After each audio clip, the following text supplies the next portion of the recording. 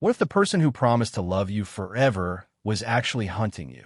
In June 2022, marine biologist Linnea Frost disappeared without a trace during her dream honeymoon in Thailand. The investigation would reveal something far more disturbing than a tragic drowning or a predator who had been hiding behind a camera lens all along. Have you ever looked at a photograph and felt something was just off? That gut feeling that something isn't right, even when you can't explain why. For Zara Thorne, that instinct would uncover a terrifying truth about her best friend's disappearance. Stay with me as we uncover how a single wedding photograph exposed a calculated killer who had been hiding in plain sight for years. The story of Linnea Frost begins like countless romantic tales with hope, love, and a celebration. A brilliant marine biologist with her career on a rise. A charming photographer who captured her heart. A picture-perfect wedding by the Oregon coast. But beneath the surface of this seemingly ideal union lurked a deadly deception. When the couple departed for the exclusive Velloro Islands in Thailand, friends and family never imagined it would be the last time they'd see Linnea alive. Within 5 days of their arrival in paradise, she vanished completely, leaving behind her phone, passport, and a husband with a story that didn't quite add up.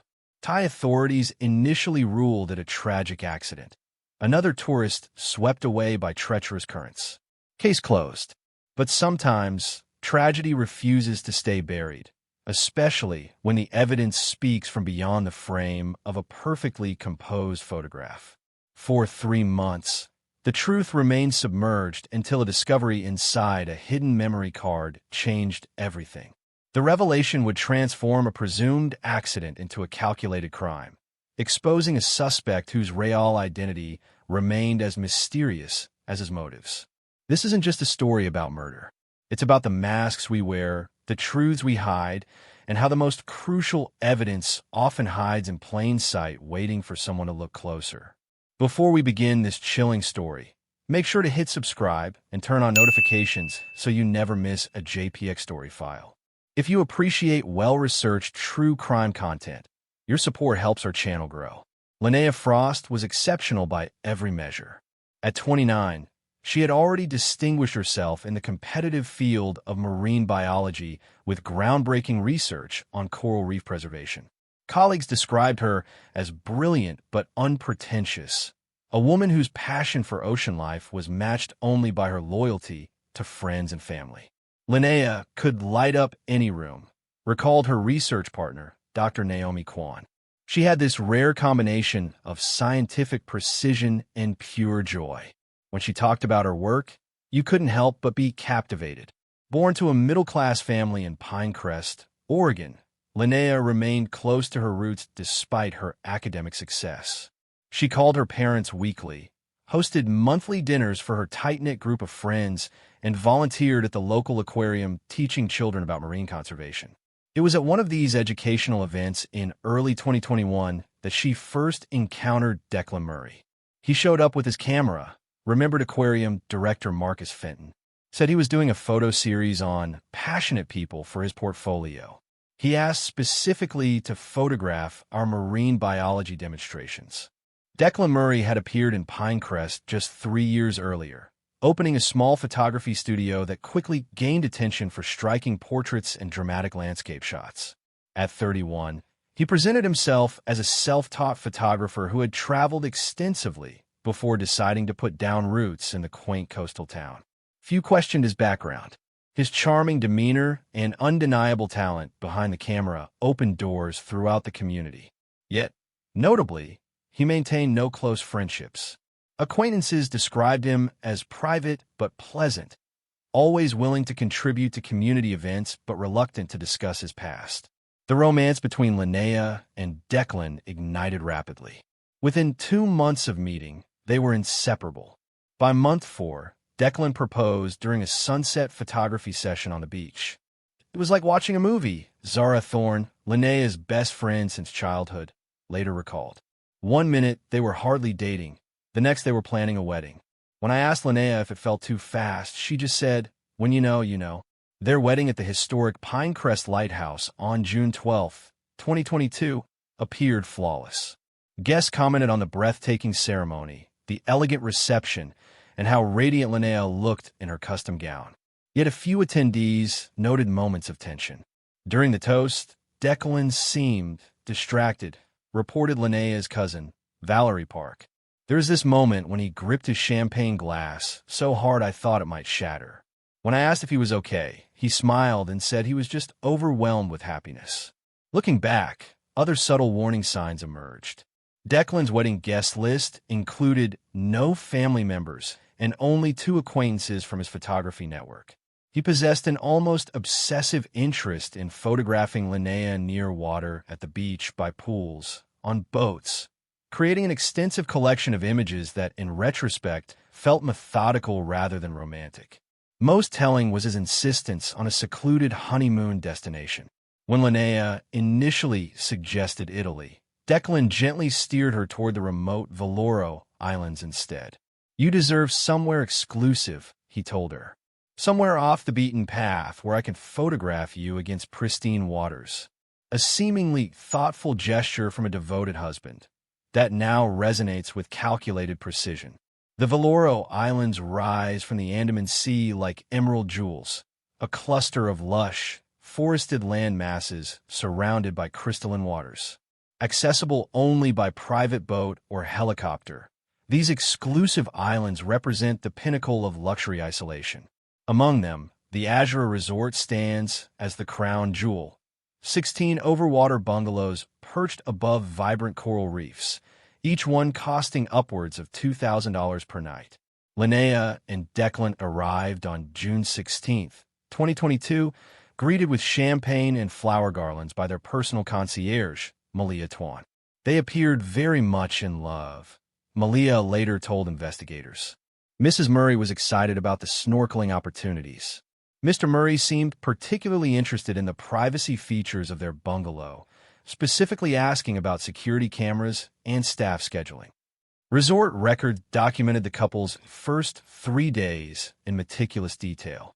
On day 1, they enjoyed a private breakfast before joining a guided snorkeling tour of the nearby reef.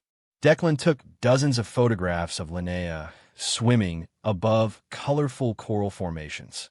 Day 2 featured a morning couple's massage, followed by a private beach picnic. That afternoon, they rented a small motorboat to explore neighboring inlets, returning shortly before sunset.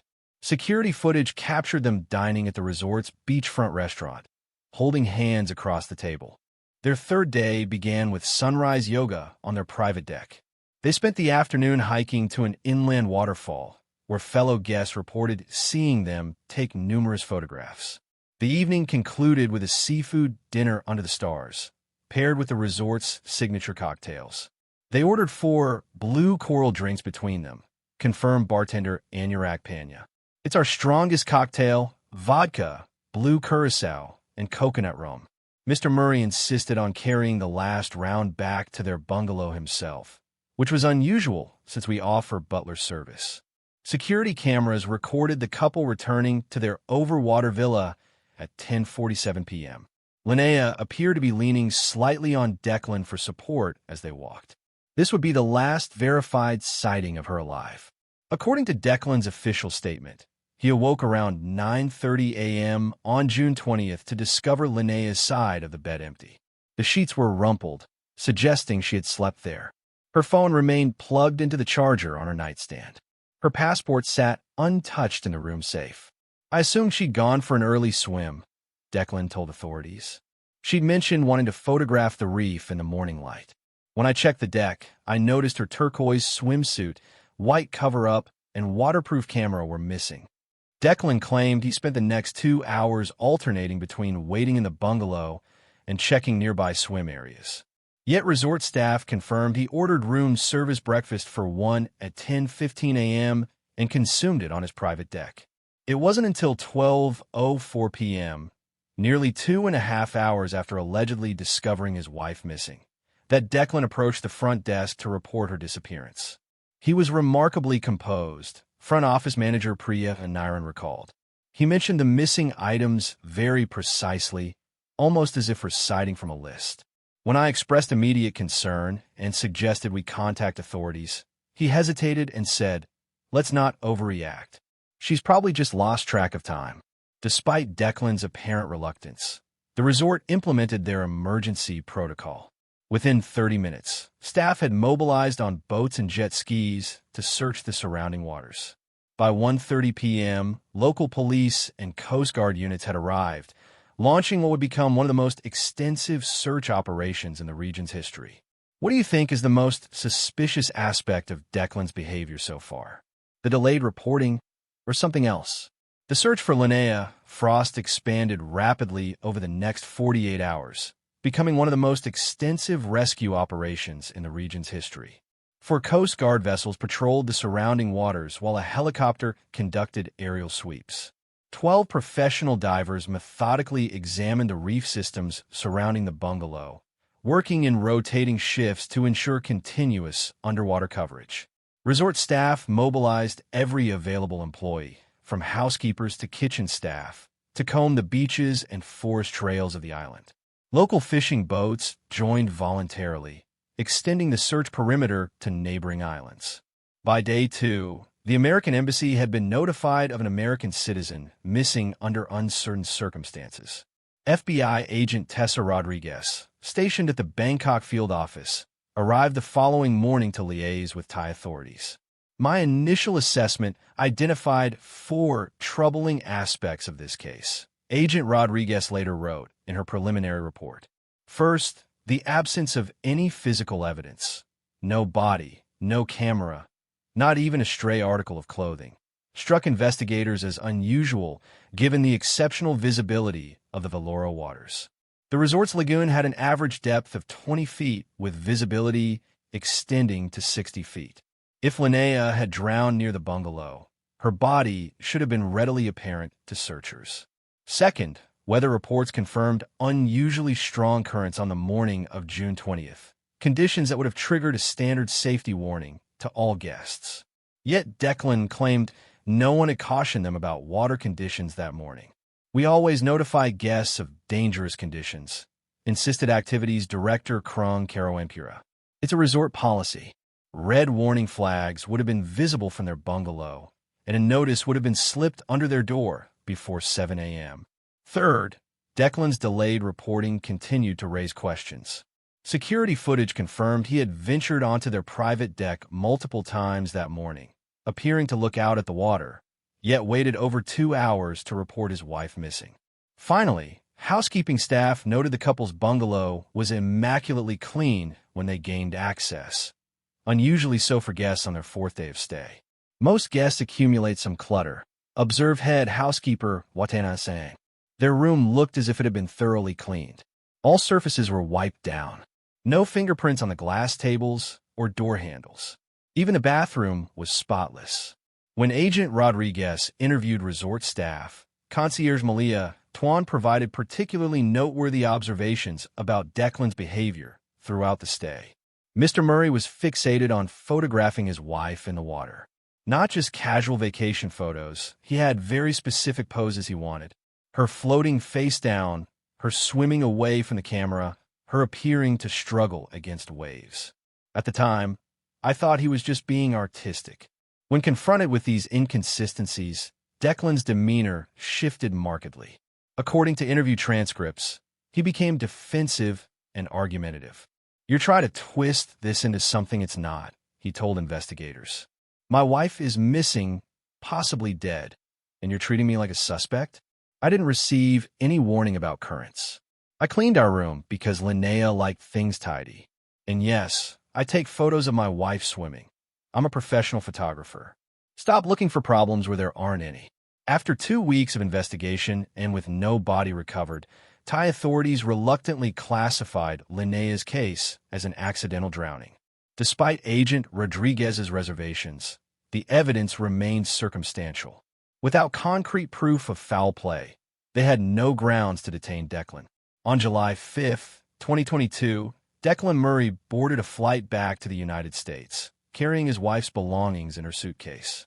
The Thai investigation was effectively closed, but something about the case didn't sit right with those who knew Linnea best.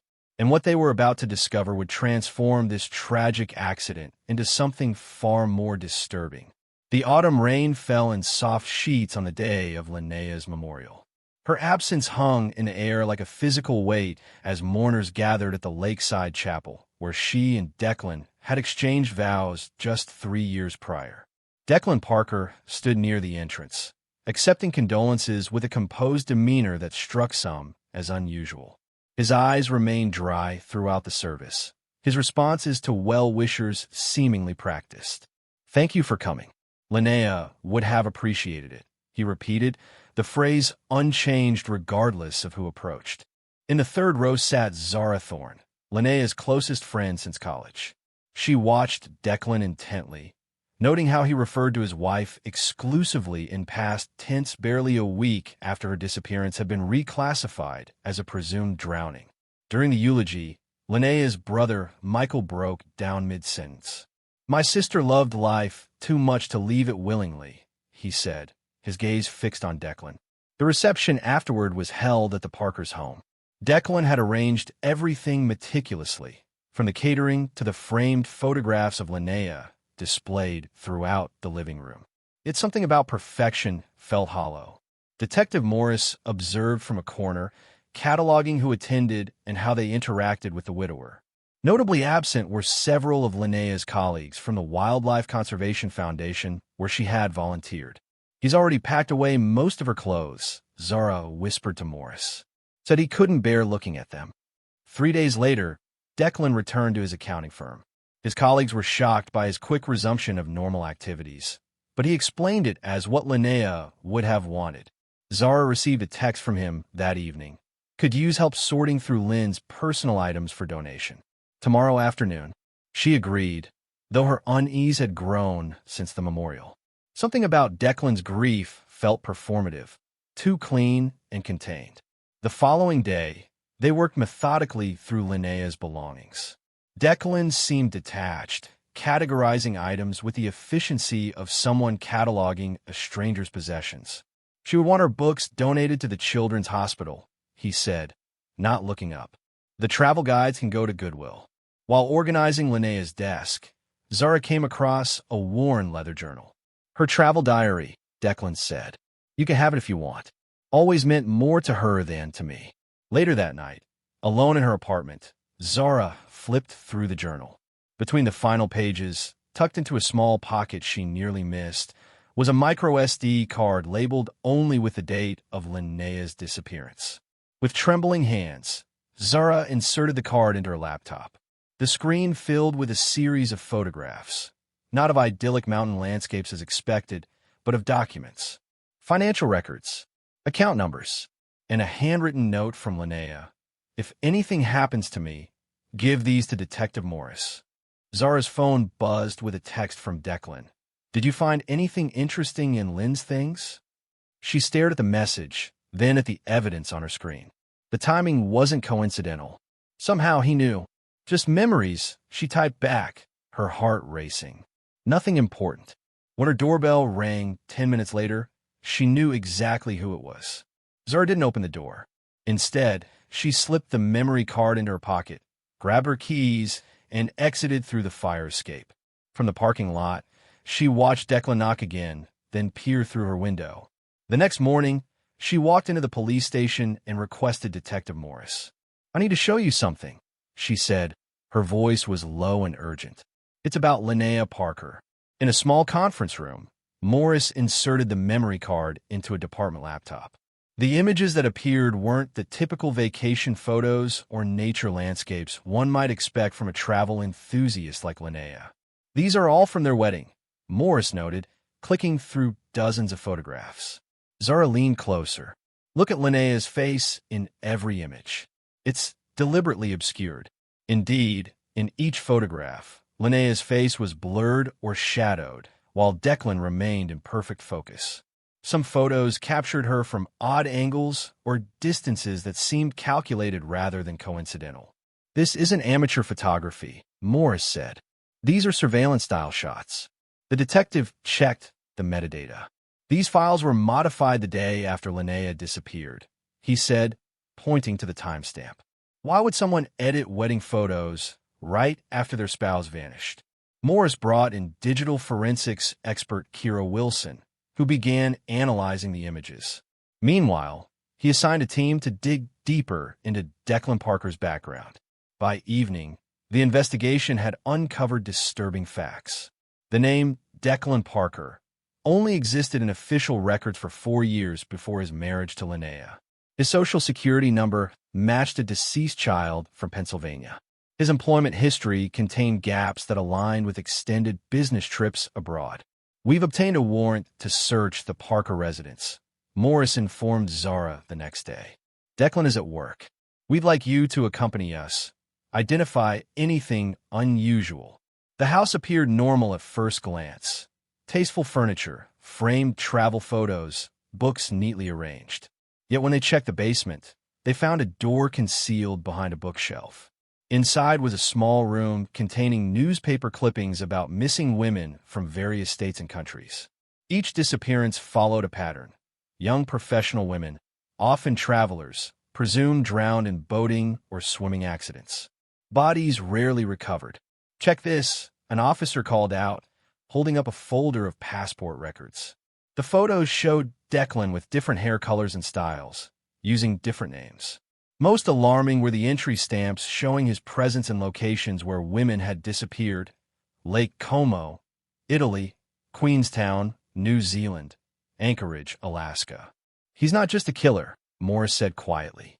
"He's methodical, as he's done this before." Back at the station, Kira Wilson called them into her lab. "I enhanced the wedding photos.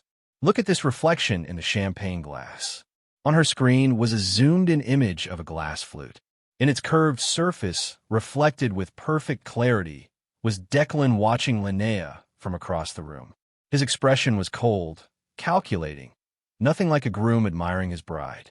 "Now watch this," Kira said, enhancing the image further. In the reflection, Declan's hand was visible, holding what appeared to be a dropper positioned over Linnea's purse where her drink sat momentarily unattended. He was documenting it, Morris realized, capturing his process, and then kept the evidence hidden in plain sight, never imagining Linnea would secretly copy these files. Zara's phone vibrated with a text message from an unknown number. "I know you took something from her journal. We should talk about what happens next." Morris immediately ordered patrol cars to Declan's workplace and home. Both returned with the same report. No sign of him. "He's gone," Morris said, "but we know who he is now, and we know he'll do this again." By dawn, law enforcement had established a perimeter around Minneapolis-St. Paul International Airport and alerted Border Patrol. Detective Morris coordinated with FBI agents who swept through the Parker residence a second time, collecting Declan's toothbrush, hairbrush, and other items that might contain DNA. "His closet is half empty," reported one officer. "Looks like he packed in a hurry." A forensic accountant traced a pattern of cash withdrawals over the 6 months prior to Linnea's disappearance. Never large enough to trigger automatic reporting requirements, but totaling over $80,000 when combined. "He's been planning this exit strategy for months," Morris concluded. A search of Declan's work computer-revealed searches for private marinas in Costa Rica, offshore banking in Panama, and property listings in non-extradition countries. His browser history showed visits to websites selling boats through private transactions. At the lakeside bungalow where Linnea was last seen, forensic technicians analyzed the plumbing system. Trace amounts of benzodiazepines were detected in the drainage pipes, powerful sedatives consistent with the dropper seen in the wedding photo reflection. "We believe he drugged her drink that evening," Morris explained at a press briefing. "Once unconscious, he likely weighted her body and disposed of it in the deepest part of the lake using the rental boat." Investigators now theorize that Declan had selected their vacation spot specifically for its isolation and the lake's depth of over 200 feet in certain areas, making recovery of evidence nearly impossible. 3 weeks after the discovery of the memory card, the FBI added Declan Parker to their most wanted list, noting that his real identity remained unknown. Interpol distributed his photo to 194 countries. Digital aging and appearance alteration projections were created to account for likely disguises.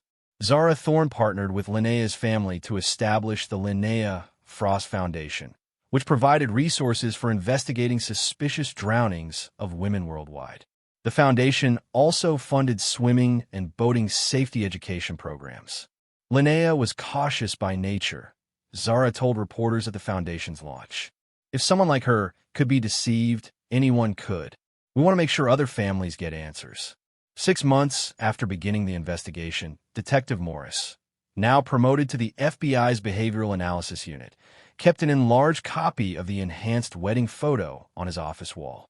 The image of Declan watching Linnea through the champagne glass reflection served as a constant reminder of how thoroughly evil can disguise itself behind a practiced smile.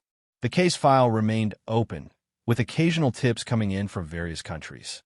Each was investigated, but Declan, or whatever his real name might be, had vanished. But just when investigators thought they understood what happened to Linnea Frost, a discovery halfway across the world would add one final, chilling piece to the puzzle. 18 months after Linnea's disappearance, a Malaysian tourist discovered a waterproof camera washed up on Perhentian Island's eastern shore, nearly 200 miles from the lake where she had vanished. The camera was partially damaged by salt water, but with its memory card intact, was turned over to local authorities who identified the Linnea Frost Foundation sticker on its case.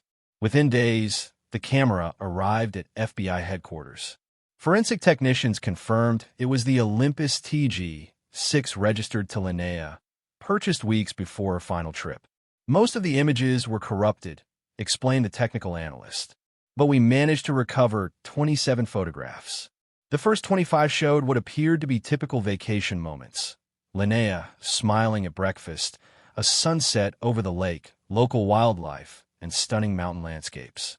In each, she looked genuinely happy, giving no indication of the danger that awaited her. The 26th photo showed the lake at dawn, mist floating above calm waters, peaceful, serene, empty. It was the 27th image that changed everything. Taken underwater, poorly lit and blurry, it initially appeared to be nothing more than blue-green murk. But when enhanced and stabilized, the image revealed a human figure swimming away from the camera, arms outstretched. This final photograph contradicted the entire narrative Declan had constructed. Linnea hadn't gone swimming alone while he slept. She hadn't been careless. The camera had captured her final moments, and potentially her struggle. Most disturbing was the camera's journey. Experts determined it had traveled through the lake's river outlet to the ocean, a path that made its Malaysian discovery virtually impossible without human intervention. He moved it, Morris concluded. He wanted it found, eventually. The manhunt for Declan Murray continues across 5 continents. His face appears on digital billboards in major cities worldwide. Despite numerous reported sightings from Vancouver to Bangkok to Cape Town, he remains elusive. The FBI believes he has assumed yet another identity and may have already begun courting his next victim. Examining the case files of Declan Murray and his suspected victims reveals a calculated methodology that remained consistent across multiple countries and years. In each instance, he crafted an identity tailored to attract a specific type of woman, accomplished, financially secure, and passionate about travel. He selected women who had established careers but few deep local connections, explains FBI agent Morris. Women who saved for adventure travel, who documented their experiences online, who weren't afraid to explore remote locations. The pattern extended to his selection of vacation spots, always featuring bodies of water deep enough to conceal evidence, remote enough to limit witnesses, yet accessible enough for a quick departure. In every case, he reported the drowning only after establishing his alibi and removing incriminating evidence. These weren't crimes of passion, notes Dr. Elena Vasquez, forensic psychologist specializing in predatory behavior. His relationships were hunting grounds, methodically chosen and cultivated. He invested months, sometimes years, establishing trust before executing his plan. Across the 7 cases now potentially linked to Declan, certain commonalities emerge. All victims were reported to have drowned during early morning swims while their partner slept. all had recently updated their life insurance policies. All disappearances occurred in locations where body recovery was nearly impossible. Perhaps most disturbing was his extensive documentation. The wedding photographs found on Linnea's memory card suggest he captured crucial moments not as mementos, but as personal trophies, visual records of his methods. Photography played a central role both in his methodology and ultimately in his exposure, Agent Morris explains. He documented each step with clinical precision, yet that same documentation became key evidence against him. The digital trail he left offers important lessons for the modern era. Background checks revealed that Declan Parker had fabricated employment references, created backdated social media accounts, and established false connections with people who later couldn't verify knowing him before certain dates. The search for the man known variously as Declan Parker, Martin Walsh, Simon Jeffries, and at least 4 other aliases continues. Authorities believe he will eventually resurface under yet another carefully constructed identity. The case of Linnea Frost demonstrates how a calculated predator can create an elaborate facade while methodically planning the perfect crime. From his curated identity to his selection of remote locations, every aspect of Declan Murray's scheme reflected meticulous preparation and execution. What he failed to anticipate was Linnea's own careful documentation and the persistence of those who refused to accept the narrative he constructed around her disappearance. 2 years after her disappearance, authorities have tracked potential sightings across 3 continents. The most credible reports place him in Southeast Asia, potentially operating under the name Gabriel Winters and working as a private English tutor. International law enforcement agencies maintain active alerts at major border crossings and transportation hubs. We believe he's likely changed his appearance significantly, says Agent Morris. But his methodology, targeting traveling professionals, remains consistent. We're monitoring dating platforms that cater to expatriate communities.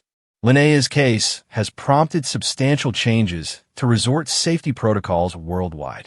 Many lakeside and oceanfront properties now offer complimentary underwater locator beacons to guests participating in water activities. Several hotel chains have implemented mandatory staff verification procedures, and some travel insurers now offer discounted policies to customers who utilize background check services before traveling with new companions. The Linnea Frost Foundation has grown to become a leading resource for families of missing travelers. Its scholarship program supports forensic photography studies, and its annual conference brings together law enforcement from across the globe to share best practices in investigating suspicious drownings. Evidence often exists where we least expect it, reflects Detective Morris. In Linnea's case, the truth was hiding in reflections, timestamps, and a camera that traveled halfway around the world to tell its story. Zara Thorne now serves as the Foundation's executive director. Under her leadership, the organization has helped resolve 12 cold cases involving suspicious drownings worldwide. Linnea loved discovering new places and capturing beauty through her lens, Zara says. Our work ensures her final photographs served a purpose greater than her killer ever imagined. Each case we help solve is another tribute to her memory. The wedding photograph still hangs in Agent Morris's office, a constant reminder that sometimes the most damning evidence isn't what appears in the foreground, but what's reflected in the background, waiting to be discovered. Follow and subscribe for the next gripping story we must learn from.